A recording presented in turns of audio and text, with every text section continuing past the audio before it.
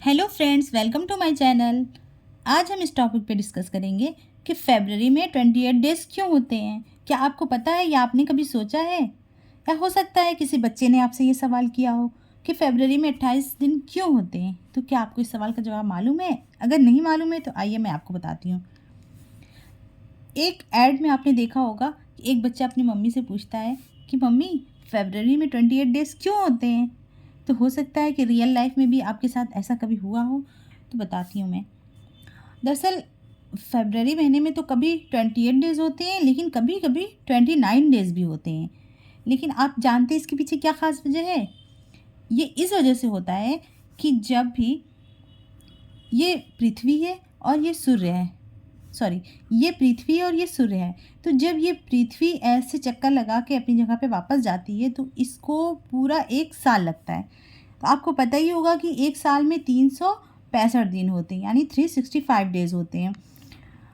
लेकिन आपको ये पता है 365 डेज़ के बाद भी 6 घंटे और एक्स्ट्रा लगते हैं इसको, ये पूरा एक सर्कल पूरा करने में, जो कि पूरा एक साल लगता है इसको। और 365 डेज़ और ये 6 आवर जो होते हैं, इनको हम सेपरेट कर लेते हैं और 365 डेज़ को हम 1 ईयर मान लेते हैं। लेकिन ऐसा करते करते जब 4 साल के बाद ये 6 होते हैं तो ये 24 हो जाते हैं। तो ये जब 24 आवर होते हैं यानी कि पूरा एक दिन हो जाता है, ठीक है, ये 1 डे हो जाता है। तो जो 28 डेज़ का फरवरी का महीना रहता है वो 4 साल के बाद 29 का हो जाता है, जिसे हम लीप ईयर कहते हैं।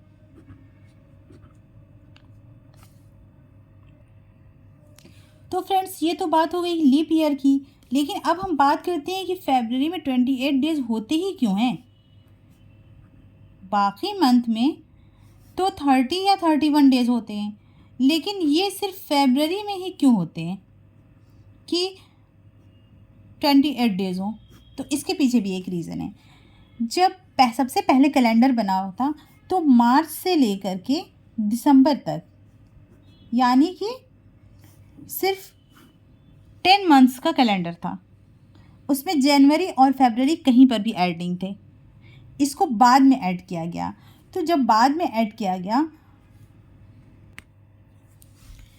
तो सबसे पहले तो मार्च साल का पहला दिन होता था, इसलिए कि जनवरी और फरवरी कहीं पर था ही नहीं। दिसंबर ख़त्म होते ही मार्च आ जाता था। ये फर्स्ट मंथ होता था और ये लास्ट मंथ होता था ईयर का, ठीक है।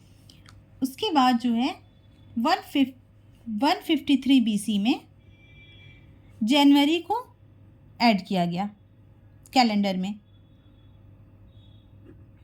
जनवरी, उसके बाद फरवरी। तो जनवरी को 31 डेज़ का रखा गया। उसके बाद जो बाकी बचे उसको जो है उन डेज़ को फरवरी में ऐड किया गया। 31 रखने के बाद जो 28 डेज़ बचे वो फरवरी में आ गए, ठीक है। तो पहले मार्च फर्स्ट मंथ होता था, उसके बाद से 153 BC के बाद से जनवरी फर्स्ट मंथ होने लगा। और ये 28 डेज़ और हर 4 साल के बाद ये 29 डेज़ का फरवरी हो जाता है।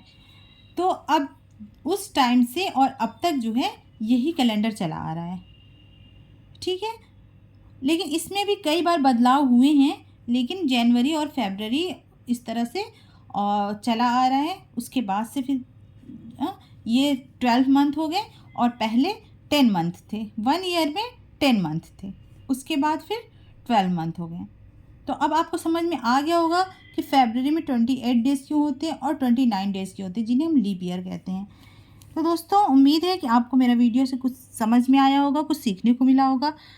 तो अगर आपको अच्छा लगा है तो प्लीज़ मेरे चैनल को सब्सक्राइब करिए और मेरे वीडियो को लाइक एंड शेयर ज़रूर कीजिएगा। मिलते हैं नेक्स्ट वीडियो में। बाय।